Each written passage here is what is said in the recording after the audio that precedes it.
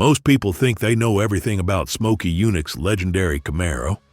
You've probably heard the stories about his mysterious number 13 Trans-Am car that dominated tracks in the late 1960s.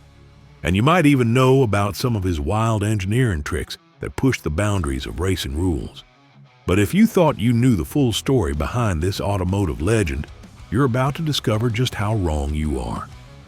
The truth is, Smokey's 1968 Camaro wasn't just another race car. It was a rolling laboratory of experimental technology that included some of the rarest engine components ever created by General Motors.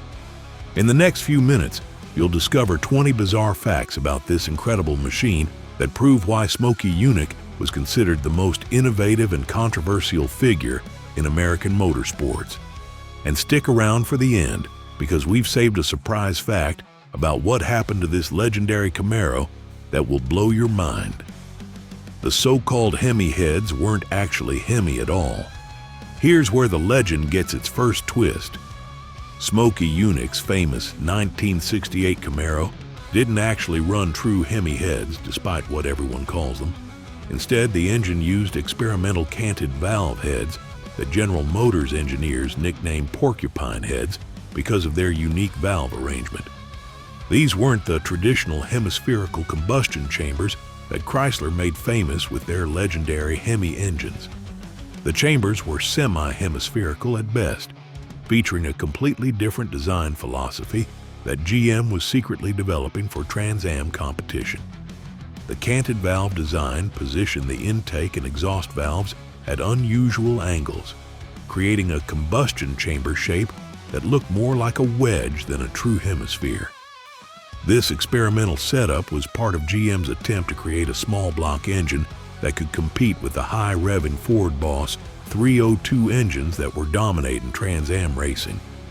The confusion over the Hemi designation has persisted for decades, with many automotive historians and enthusiasts incorrectly referring to these heads as true Hemis. But Smokey knew exactly what he was working with, cutting-edge prototype technology that most people would never see, let alone understand. The porcupine heads represented GM's most advanced thinking about airflow and combustion efficiency in small block engines, making them far more significant than simple Hemi copies.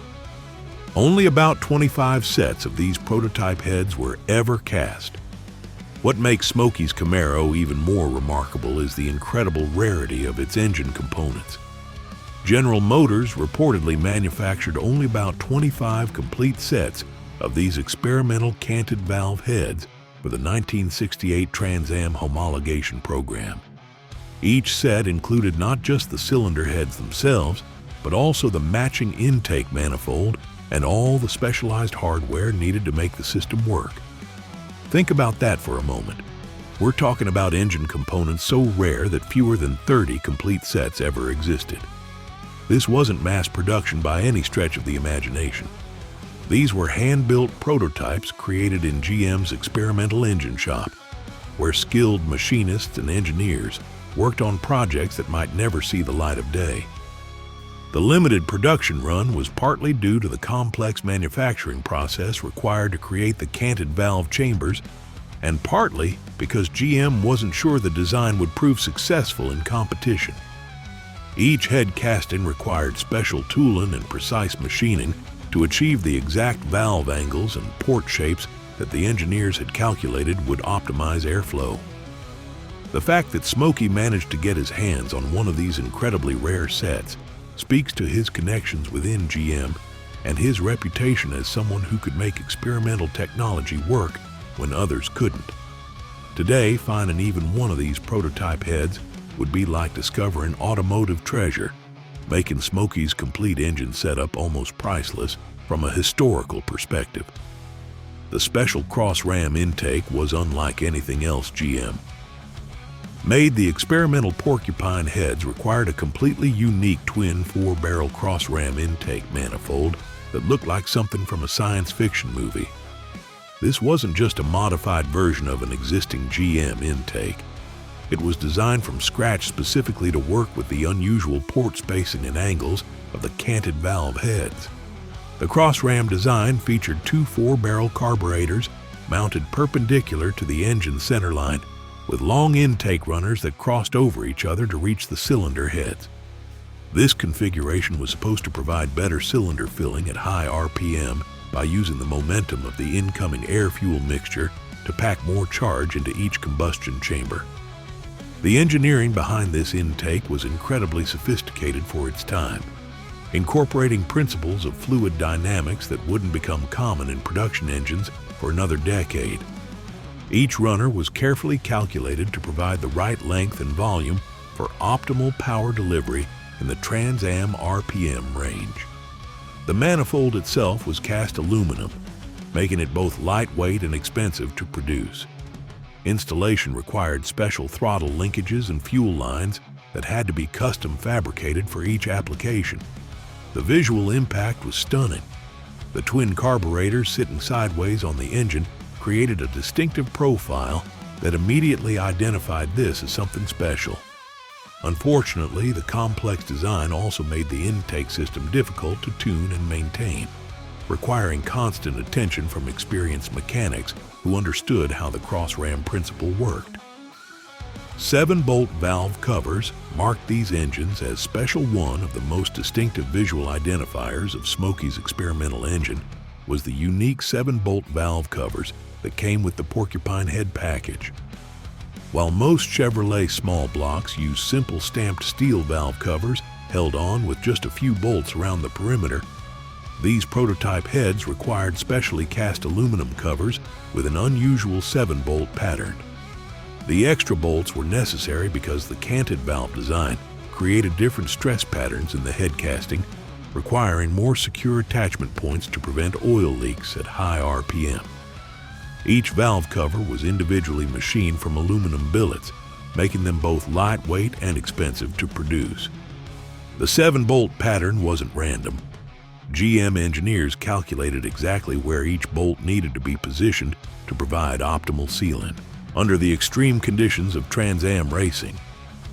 The covers themselves were works of art, featuring clean lines and a distinctive ribbed pattern that helped dissipate heat from the valve train. Unlike production valve covers that were designed primarily for cost effectiveness, these prototypes prioritized function over economy. The aluminum construction helped reduce weight on the top of the engine, lowering the center of gravity and improving handling characteristics. The unique bolt pattern also served as an immediate identifier for anyone who knew what to look for, marking the engine as something far beyond ordinary small block power. Today, these 7-bolt valve covers are among the rarest Chevrolet engine components ever made, with original examples worth thousands of dollars to collectors who understand their significance. Odd exhaust ports actually hurt high RPM performance. Despite all the advanced engineering that went into the porcupine heads, they had one fatal flaw that ultimately killed the entire project. The experimental design featured L-shaped exhaust ports that created significant flow restrictions at high engine speeds. While the intake side of the heads flowed beautifully thanks to the canted valve arrangement, the exhaust ports were compromised by packaging constraints that forced engineers to route the spent gases through awkward passages. The L-shaped configuration was necessary to clear other engine components and chassis structures, but it created turbulence that limited the engine's ability to breathe at racing RPMs.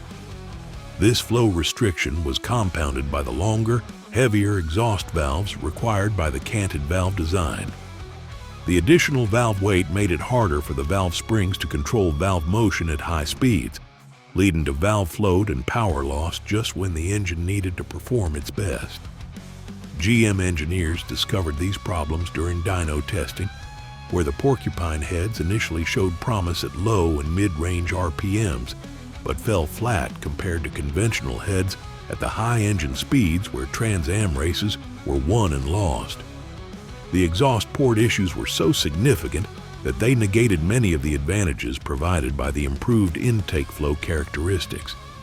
This fundamental flaw was one of the primary reasons GM abandoned the canted valve small block project, despite the considerable time and money invested in development. Smokey probably knew about these limitations, but used the experimental heads anyway, perhaps hoping his tuning skills could overcome the design's inherent weaknesses. The heads were never actually SCCA approved for competition. Here's one of the most ironic facts about Smokey's famous porcupine head Camaro. The experimental cylinder heads were never officially homologated for Trans-Am competition by the Sports Car Club of America. All that advanced engineering and rare prototype hardware was essentially illegal for the very racing series it was designed to dominate. The SCCA's homologation rules required that any engine components used in Trans-Am competition be available to the general public through normal dealer channels. Since GM never put the canted valve heads into production, they couldn't meet the homologation requirements that would have made them legal for competition. This created a bizarre situation where Smokey was running some of the most advanced small block technology ever created, but doing so in violation of the technical regulations. The SCCA officials who scrutinized Smokey's cars during technical inspection may not have fully understood what they were looking at, since the porcupine heads were so rare that few people outside of GM's experimental engine department had ever seen them. This regulatory oversight, or perhaps willful ignorance, allowed Smokey to campaign the illegal heads for a time before officials caught on to what he was doing. The situation perfectly exemplified Smokey's approach to racing rules, which he viewed more as suggestions than absolute requirements. He often said that if you weren't cheating, you weren't trying hard enough, and the porcupine heads were a perfect example of his philosophy in action. The fact that these incredibly advanced and expensive prototype components were never legal for their intended purpose adds another layer of irony to the already complex story of GM's experimental small block program.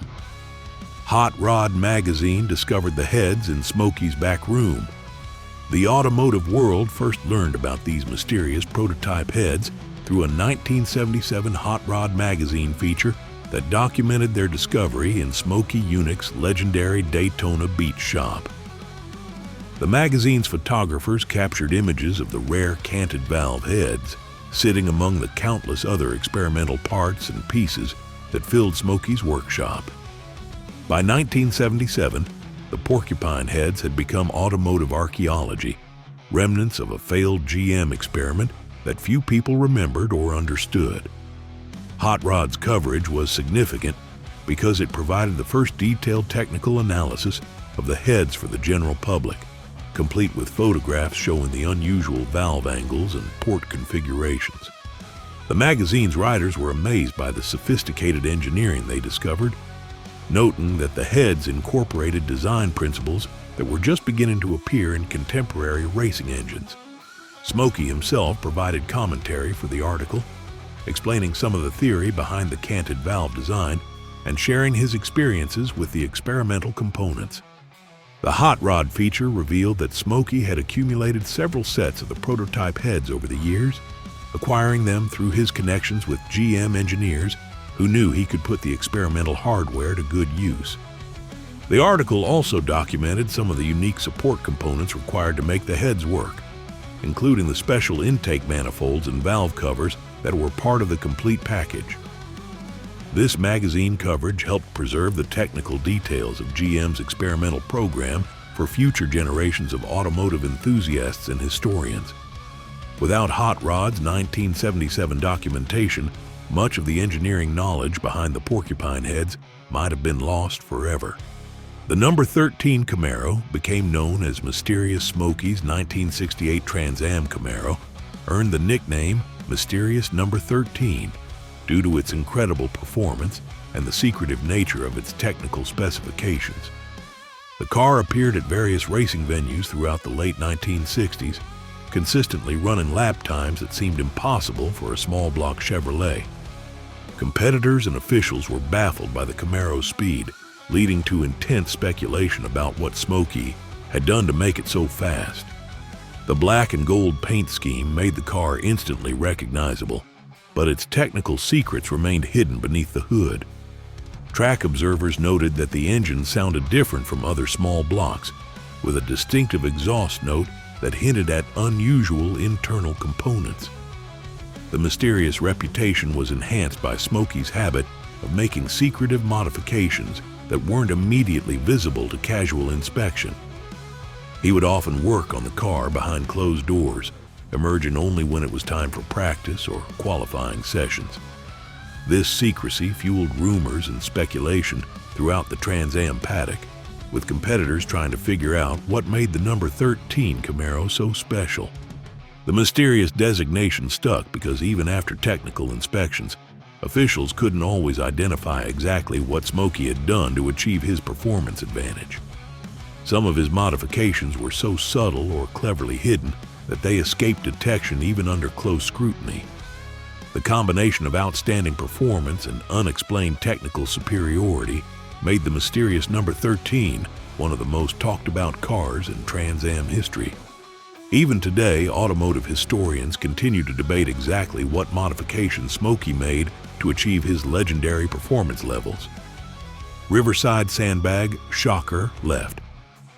Everyone stunned, one of the most legendary moments in Smokey's racing career occurred during late 1967, testing at Riverside International Raceway, where his Camaro delivered a performance that shocked the entire Trans-Am community. During what appeared to be casual practice sessions, Smokey's number 13 Camaro was turning lap times that were significantly quicker than the previous year's pole position time.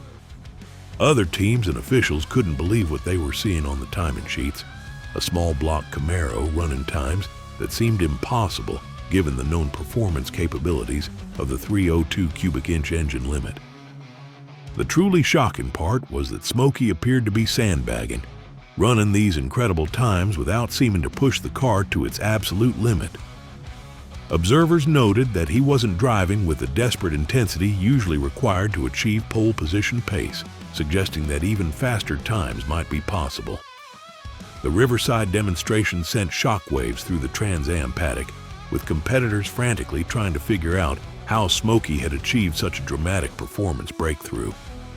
Ford teams were particularly concerned, since their Boss 302 engines were supposed to have a significant advantage over Chevrolet small blocks in high RPM applications.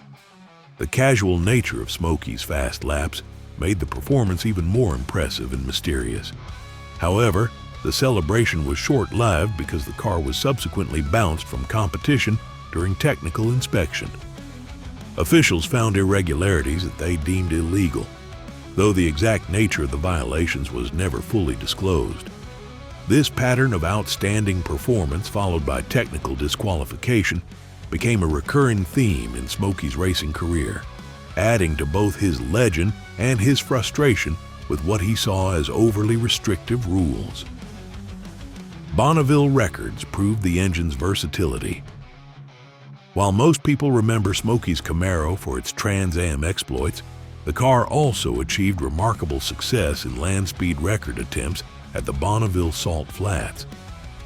The same experimental engine technology that made headlines on road racing circuits proved equally effective in the completely different environment of high-speed endurance running.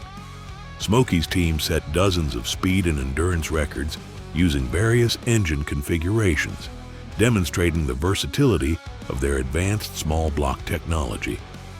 With the 302 cubic inch porcupine head engine, the Camaro achieved a top speed of 174 miles per hour during official timing runs. Even more impressively, they later swapped in a larger 396 cubic inch engine and pushed the speed to 183 miles per hour. These weren't just brief high-speed passes. Many of the records involved sustained high-speed running over extended periods, proving the durability and reliability of Smokey's engine combinations. The Bonneville records were significant because they demonstrated that the experimental GM technology could perform in multiple racing disciplines, not just the road racing environment for which it was originally designed.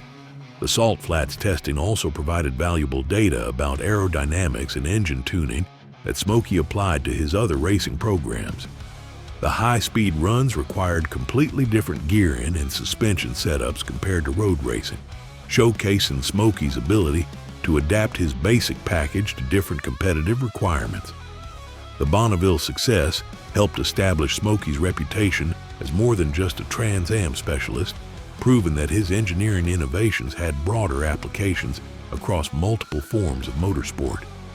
These speed records stood for years, serving as lasting testimony to the advanced nature of the experimental small block technology that powered the mysterious number 13 Camaro. NASCAR appearances added another racing dimension. Smokey's experimental Camaro wasn't limited to Trans-Am and land speed record competition. It also made appearances in NASCAR events, including the prestigious Paul Revere 250-mile race at Daytona International Speedway in 1968. This cross-pollination between different racing series was unusual for the time, when most teams specialized in single disciplines rather than campaigning the same basic car across multiple forms of competition. The NASCAR appearances demonstrated Smokey's belief that good engineering principles could be applied successfully across different racing formats. Adapting the road racing Camaro for NASCAR competition required significant modifications to comply with stock car regulations and safety requirements. The aerodynamic treatments that worked well in Trans-Am had to be modified or removed to meet NASCAR's more restrictive bodywork rules. Similarly, the suspension setup needed major changes to handle the high-speed oval racing environment versus the road courses where the car had originally been developed. The engine package also required different tuning approaches, since NASCAR's longer races and higher sustained speeds created different demands compared to Trans-Am's shorter sprint races. Despite these challenges, Smokey's team successfully campaigned the Camaro in several NASCAR events, proving the fundamental soundness of their engineering approach. The NASCAR appearances also provided additional exposure for the experimental GM technology, introducing it to a different audience of racing fans and competitors. These cross-series campaigns were typical of Smokey's innovative approach to motorsports, where he constantly looked for new ways to apply his technical knowledge and experimental components. The NASCAR success added another dimension to the already impressive resume of achievements compiled by the mysterious number 13 Camaro and its advanced small block power plant. Sebring 12 hours, qualifying heroics. The 1968 Sebring 12 hours endurance race provided one of the most dramatic moments in the Camaro's competition history, when drivers Al Unser and Lloyd Ruby managed to equal the qualifying time set by the legendary Penske Donahue Camaro. This achievement was particularly remarkable because the Penske team was considered the gold standard of Trans-Am competition, with virtually unlimited resources and the most advanced development programs in the series. For Smokey's privateer operation to match their qualifying pace was nothing short of sensational. The equal pole position time demonstrated that Smokey's experimental engine technology and chassis modifications could compete with the best-funded teams in professional racing. Al Unser, who would later become a four-time Indianapolis 500 winner, was amazed by the Camaro's performance capabilities during qualifying. Lloyd Ruby, already established as one of America's premier road racing drivers, praised the car's handling and power delivery characteristics. The qualifying session created tremendous excitement among racing fans and media, who saw it as proof that innovative engineering could overcome budget limitations in professional motorsports. The Penske team was reportedly shocked that their carefully developed and extensively tested Camaro had been matched by what appeared to be a small-budget privateer effort.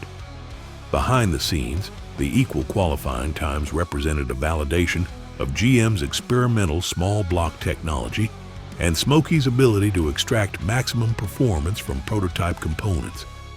The Sebring qualifying performance became one of the most talked-about achievements in Trans-Am history, proving that the mysterious number 13 Camaro could compete with anyone when everything came together perfectly. The equal pole position also demonstrated the potential that might have been realized if GM had continued developing the porcupine head technology instead of abandoning the project. Engine trouble ended the Sebring dream.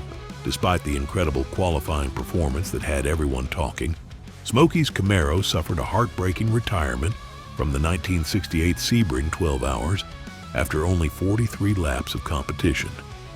The engine problems that ended their race were particularly frustrating given the promise shown during qualifying, where the car had matched the pace of the best teams in the field. The early retirement highlighted one of the ongoing challenges with experimental engine technology. While the prototype components could deliver outstanding performance, their reliability was often questionable under the extreme conditions of endurance racing.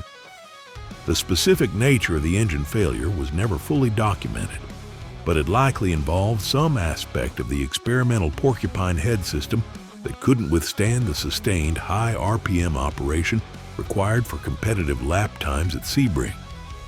Endurance racing placed different demands on engines compared to the shorter Trans-Am races, requiring components to maintain peak performance for hours rather than minutes. The failure was devastating for the team, which had invested enormous effort in preparing for what they hoped would be a breakthrough performance on the international endurance racing stage. Al Unser and Lloyd Ruby had been running competitively when the problem struck, suggesting that the car had the pace to contend for overall victory if mechanical reliability could have been maintained. The Sebring retirement became a recurring theme in Smokey's racing career, where brilliant engineering and outstanding performance were often undermined by the inherent risks of pushing experimental technology to its absolute limits. The DNF result was particularly painful because it came after the team had proven their competitive potential during qualifying, raising questions about what might have been achieved with more development time and resources. Seamadco Limited was the official entry name. The Sebring race entry records reveal that Smokey's team competed under the official banner of Seamadco Limited, a business entity that provided a corporate identity for his various racing and automotive ventures. This business structure was typical of professional racing operations during the 1960s, when team owners needed formal corporate entities to handle sponsorship agreements, insurance requirements, and other business aspects of motorsports competition. The Seamadco Limited name appeared on entry lists and official race documentation, though most fans and media continued to refer to the operation simply as Smokey Yunick's team. The corporate structure allowed Smokey to separate his racing activities from his other business interests, which included his Daytona Beach service station and various automotive consultant projects. Using the Seamadco Limited identity also provided some legal protection and tax advantages that were important for managing the significant expenses involved in professional racing. The business name reflected Smokey's understanding that successful racing required more than just technical expertise. It also demanded sound business management and financial planning. The Seamadco Limited entity handled contracts with drivers, suppliers, and sponsors, allowing Smokey to focus on the technical aspects of car development and preparation. This professional approach to team management was ahead of its time in an era when many racing operations were informal partnerships with minimal business structure. The official entry name also appeared on pit passes, timing sheets, and other race documentation, creating a permanent record of the team's participation in major racing events. Today, the Seamadco Limited name serves as a reminder that Smokey's operation was a legitimate business enterprise, not just a hobby racing effort funded by personal enthusiasm. Acid-dipped body and extreme aerodynamic modifications. Smokey's commitment to finding every possible performance advantage led him to subject the Camaro's body to an acid-dipping process that removed excess weight while creating a foundation for extensive aerodynamic modifications. The acid-dipping procedure dissolved unnecessary metal from areas that didn't contribute to structural strength, reducing overall vehicle weight without compromising safety or rigidity. This weight reduction process was expensive and time-consuming, but it provided measurable performance benefits that were worth the investment for serious competition. After the acid dipping was complete, Smokey's team began implementing aerodynamic modifications that were radical for their time. The windshield was laid back at a more aggressive angle to reduce drag and improve airflow over the roof and rear window areas. The drip, rails along the roof edges, were pulled inward to create smoother transitions between body surfaces, eliminating turbulence that could increase drag or reduce stability at high speeds. The entire underside of the car was smoothed and sealed to prevent air from becoming trapped in wheel wells or other cavities that could create lift or drag. These modifications required extensive metalwork and fabrication skills, since each change had to be carefully integrated with the car's existing structure and safety equipment. The aerodynamic improvements were based on principles that wouldn't become common in production cars for another decade, demonstrating Smokey's advanced understanding of how airflow affected vehicle performance. The body modifications also included subtle changes to front and rear spoiler configurations, though these were kept within the limits of Trans-Am regulations to avoid technical protests from competitors. The combination of weight reduction and improved aerodynamics provided measurable improvements in acceleration, top speed, and fuel economy, all critical factors in endurance racing competition. Subframe Z-cut trick lowered ride height. Legally, one of Smokey's most ingenious chassis modifications involved a technique called the Subframe Z-cut, which allowed him to dramatically lower the Camaro's ride height while maintaining legal suspension geometry and ground clearance measurements. This modification involved cutting and reshaping the front subframe in a Z pattern, then raising the floor pan to accommodate the altered structure. The result was a car that sat much lower to the ground for improved aerodynamics and handling, but still met technical inspection requirements when measured at the specified points. The Z-cut technique was typical of Smokey's approach to rule interpretation, where he found creative ways to achieve his engineering goals while staying within the letter, if not the spirit, of racing regulations. The lower ride height provided several performance advantages, including reduced aerodynamic drag, lower center of gravity for improved handling, and better tire contact patches for increased grip. However, implementing the modification required extensive welding and fabrication work to ensure that the altered subframe maintained adequate strength and crash protection.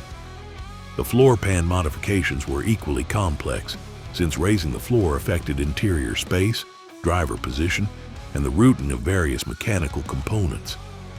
Despite these challenges, the Z-cut technique proved so effective that other teams began copying Smokey's approach once they figured out how he had achieved his low ride height. The modification also demonstrated Smokey's deep understanding of vehicle dynamics and his ability to visualize how structural changes would affect overall performance. The Z-cut subframe became one of the most copied modifications in Trans-Am racing, though few teams could execute it with the precision and effectiveness that Smokey achieved. This innovative approach to chassis modification helped establish Smokey's reputation as one of the most creative and technically sophisticated builders in professional motorsports, cockpit oil system, and helicopter harness. Technology, Smokey's attention to detail extended to innovative cockpit modifications that gave his drivers significant advantages during races, including a pressurized oil line system that allowed in-race oil additions and safety harnesses borrowed from military helicopter applications. The cockpit oil system was particularly clever, since it allowed drivers to add oil to the engine during pit stops without opening the hood or requiring extensive mechanical service. This capability was crucial during endurance races, where engines often consumed oil at high rates due to the extreme operating conditions and sustained high RPM operation. The pressurized oil line ran from the engine bay into the cockpit, where it terminated in a quick disconnect fitting that could be operated by the driver or pit crew during stops. This system saved valuable time during pit stops and ensured that the engine always had adequate oil supply for maximum performance and reliability. The helicopter harness technology was equally innovative, featuring a ratcheting mechanism that allowed for quick adjustment and release while providing superior crash protection compared to conventional racing harnesses. Military helicopter harnesses were designed to keep aircrew secure during extreme maneuvers and emergency situations, making them ideal for the demanding environment of professional auto racing. The ratcheting system allowed drivers to adjust harness tension during the race to maintain comfort and effectiveness as their bodies shifted position during long driving stints. These cockpit modifications demonstrated Smokey's willingness to adapt technology from other industries to solve racing problems, an approach that was ahead of its time in the 1960s. The combination of practical functionality and innovative engineering made these modifications highly effective while providing competitive advantages that were difficult for other teams to copy. Both systems became talking points in the racing community, where competitors marveled at Smokey's ability to find performance advantages in unexpected areas of vehicle design and preparation. Magnesium wheels and specialized racing tires. The Camaro's wheel and tire combination represented another area where Smokey pushed the boundaries of available technology, using lightweight magnesium American racing wheels paired with specialized 10.00 by 15-inch rayon racing tires. The magnesium wheels provided significant weight savings compared to steel or even aluminum alternatives, reducing unsprung weight that improved both acceleration and handling characteristics. American Racing was one of the premier wheel manufacturers for professional motorsports, and their magnesium offerings were among the most advanced products available to racing teams during the late 1960s. The lightweight wheels allowed the suspension system to respond more quickly to track surface changes, improving tire contact and overall grip levels. However, magnesium wheels also required special care and maintenance, since the material was susceptible to corrosion and stress cracking under extreme racing conditions. The 10.00 by 15-inch rayon racing tires were equally specialized, featuring construction techniques and compound formulations that were developed specifically for professional racing applications. Rayon tire construction provided different characteristics compared to the bias ply and radial alternatives that were becoming popular during this period, offering advantages in certain racing conditions while requiring different setup and tuning approaches. The tire size was carefully chosen to provide optimal performance within the constraints of Trans-Am regulations, balancing factors like rolling resistance, contact patch size, and sidewall flexibility. The wheel and tire combination had to work effectively across a wide range of racing conditions, from the high-speed banking at Daytona to the tight corners and elevation changes of road racing circuits. Smokey's selection of these components demonstrated his understanding of how every aspect of the vehicle contributed to overall performance, and his willingness to invest in premium components where they could provide measurable advantages over the competition. From Smokey to Yenko to Edelbrock ownership history, the fascinating ownership history of Smokey's legendary Camaro reads like a who's who of American automotive performance, starting with its sale to Don Yenko and eventually ending up in the prestigious Edelbrock collection.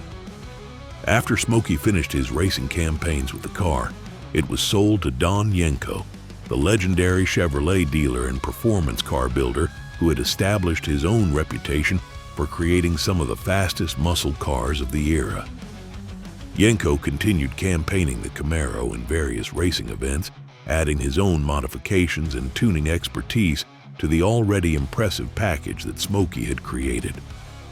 Under Yenko's ownership, the car continued to achieve racing success while serving as a development platform for some of the performance innovations that would later appear in Yenko's street cars.